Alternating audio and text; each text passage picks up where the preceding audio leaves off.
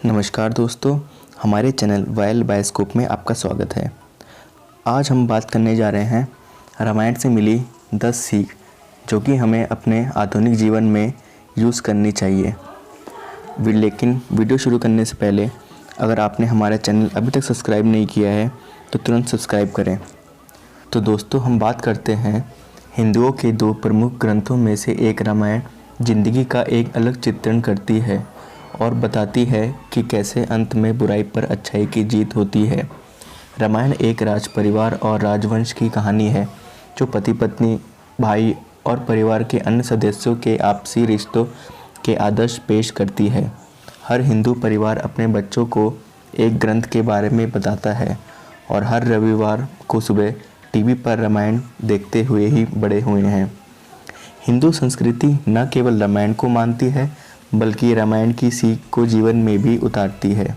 और हिंदुओं का सबसे बड़ा त्यौहार दिवाली इसलिए मनाया जाता है कि इस दिन राजा राम अपनी पत्नी सीता और भाई लक्ष्मण के साथ राक्षस रावण को मारकर अयोध्या लौटे थे।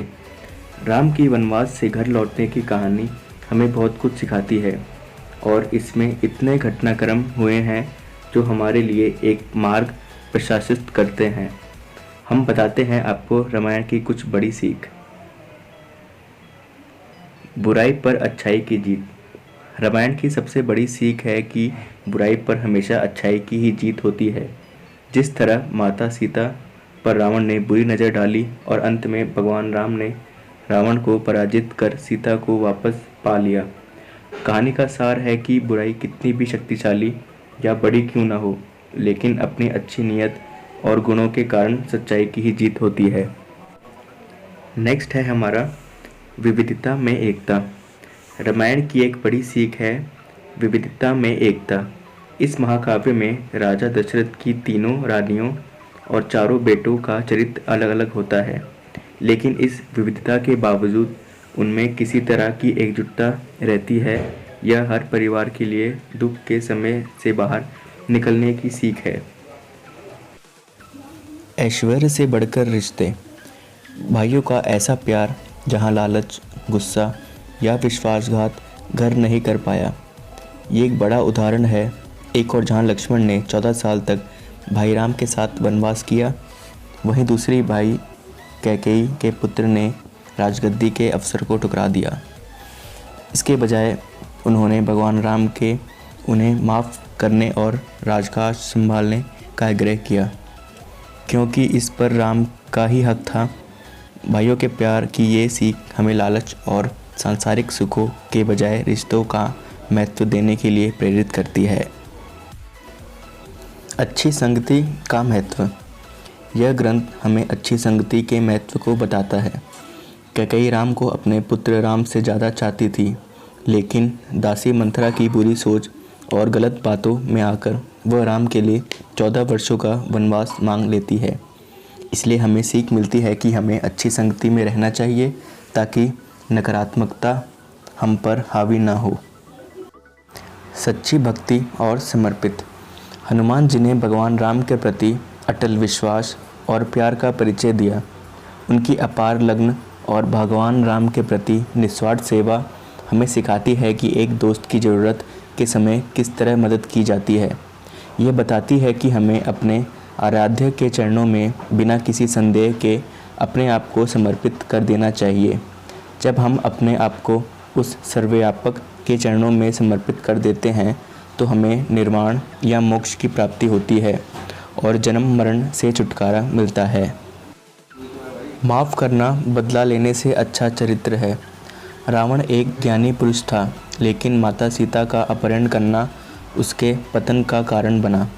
इससे पता चलता है कि हमें दूसरे को नुकसान पहुंचाने के चक्कर में बदले की आग में अपने आप को ही जला बैठते हैं। अपनी बहन सुपनखा की लक्ष्मण द्वारा बेइज्जती करने पर रावण उसके भाई राम को सबक सिखाने की सोचता है और क्रोध, विश्वासघात और प्रतिशोध के खुद को जाल में खुद ही उलझ जाता है। इसलिए हमें बदले, अहम और क्रोध के बजाय माफ़ करने का स्वभाव अपनाना चाहिए। सबसे समान व्यवहार। भगवान राम का विनम्र आचरण और अपने से बड़ों और छोटों सबको सम्मान देना हम सबको एक सीख देता है।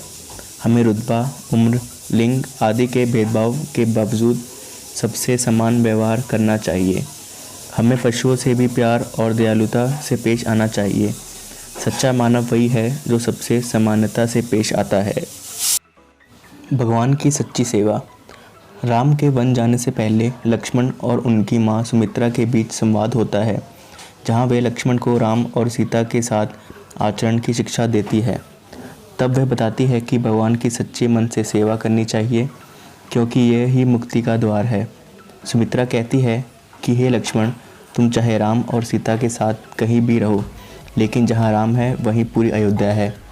वे लक्ष्मण को अपनी क्षमता के अनुसार भगवान की सेवा करने के लिए कहती है, क्योंकि यह सबसे बड़ा काम है और जीवन का सबसे बड़ा उद्देश्य है। भगवान में विश्वास की शक्ति। राम, लक्ष्मण और वानर सेना द्वारा भारत और श्रीलंका के बीच तैयार किया गया पुल चमत्कार की ही निशानी है।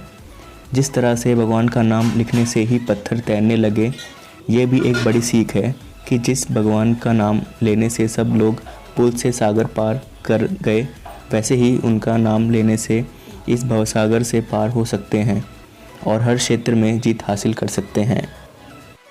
हमारी नेक्स्ट और आखिरी सीख है प्यार और दया। भगवान राम प्यार, दया और सकारात्मकता की प्रतिमूर्ति है, और यदि हमसे कोई भी 10% भी अपने दैनिक जीवन में उतार लेते हैं तो वो खुशहाल और संतुष्ट जीवन जी सकते हैं। उनका शांत और दया भाव से एक पुत्र, पति, भाई और एक राजा की जिम्मेदारियों का निर्वहन करना हमें आपसी प्रेम और सम्मान जैसे मानवीय गुणों से अवगत करवाता है। समाज की बुराइयों पर जीत हासिल करने के लिए हमें आज के ज़माने में रामायण की सीख को उतारने की आवश्यकता है। तो दोस्तों, आपको हमारी ये वीडियो कैसी लगी हमें कमेंट करके ज़रूर बताएं, और आपको अच्छी लगी तो लाइक कीजिए और सब्सक्राइब करना ना भूलिए। धन्यवाद।